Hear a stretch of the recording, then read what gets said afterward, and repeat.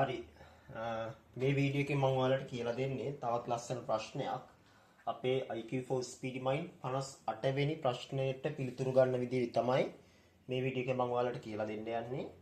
මේකේ ප්‍රශ්නේ අහන්නේ මේක අපිට ඉලක්කම් 6ක් දීලා තියෙනවා 0 1 2 3 5 7 කියලා.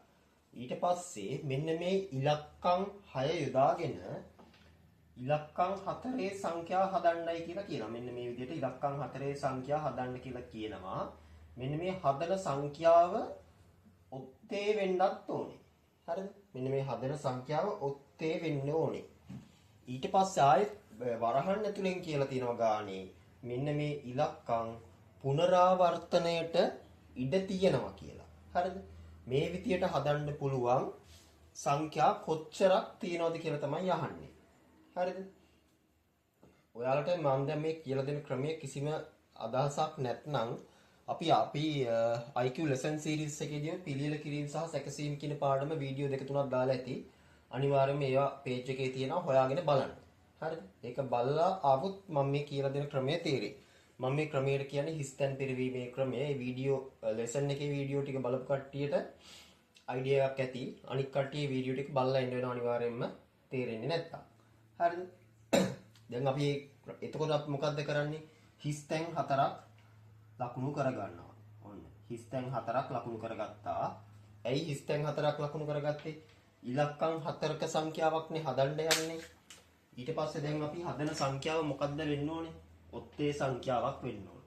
ඔත්තේ සංඛ්‍යාවක් වෙන්න නම් මෙතන අග ඉලක්කමට අපිට බිඳුව දාන්න පුළුවන්ද? බෑ. බිඳුව දැම්මොත් ඉරට්ටේ සංඛ්‍යාවක් එනවා.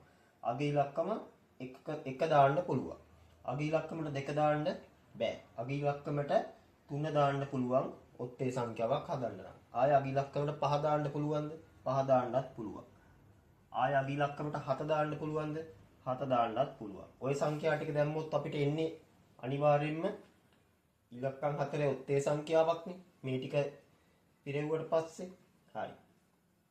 ඊට පස්සේ දැන් අපි බලමු මොකද්ද වරහන් ඇතුලේ කියලා තියෙන පුනරාවර්තන කියන කතන්දරේ. පුනරාවර්තන කියලා කියන්නේ දැන් මම මෙතනට එක යොදාගෙන තියෙනවානේ මේ අවස්ථාවේදී. මෙතෙන්ටත් ඕන නම් මට එක දාන්න පුළුවන්. මෙතෙන්ටත් ඕන නම් එක දාන්න පුළුවන්.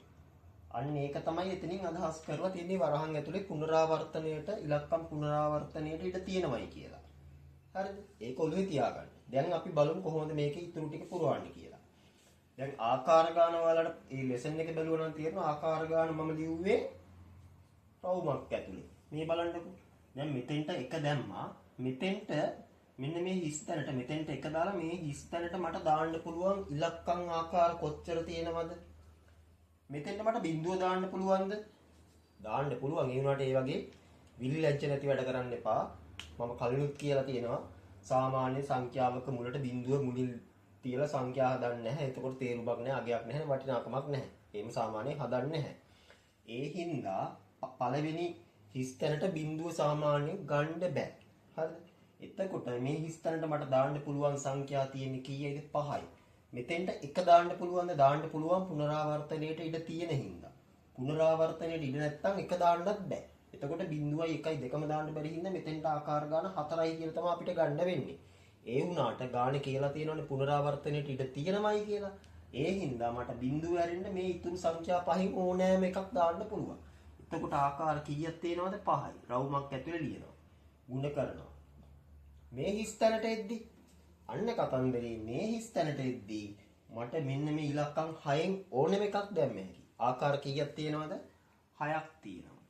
මේ හිස් තැනට එද්දිත් ඒ කතන්දරේ එහෙමමයි මේ ඉලක්කම් 6න් ඕනෙම එකක් දැම්ම හැකි ආකාර 6ක් තියෙනවා. හරිද? ඔය කතන්දරේම තමයි මෙතෙන්ට. කොහොමද? මේ හිස් තැනට කලින් වගේම බිඳුව දාන්න බෑ ආරම්භක හිස් තැනට මෙතන 3 තියෙද්දි බිඳුව දාන්න බෑ. මේ 1 2 3 5 7 කියන ඉලක්කම් 5 යොදා ගන්න පුළුවන්. එතකොට මෙතෙන්ට යද්දි මට බිඳුවක් ඕන නම් දාන්න පුළුවන්. එතකොට ආකාර 6යි. මේ කතන්දරේමයි එන්නේ මේ හැම තැනටම. එහෙනම් දැන් මුළු ආකාර ගන්න බලමු. 5 වරක් 6 30යි 30 වරක් 6 180යි. 180යි. මෙතෙන්ටත් ආකාර 180යි. මෙතෙන්ටත් ආකාර 180යි. මෙතෙන්ටත් ආකාර 180යි. මෙන්න මේ ටික එකතු කරන්න. එතකොට 180 ගුණ කිරීම 4නේ. 180යි 180යි 360යි 360 දෙකක් කියන්නේ 720ක්. එතකොට මුළු ඉලක්කම් හදන්න පුළුවන් ඔය කියන කතන්දරයේ විදිහට 720ක්. මේ ප්‍රශ්නයට නිවැරදි පිළිතුර 720 ගන්නේ ඔහොම තමයි.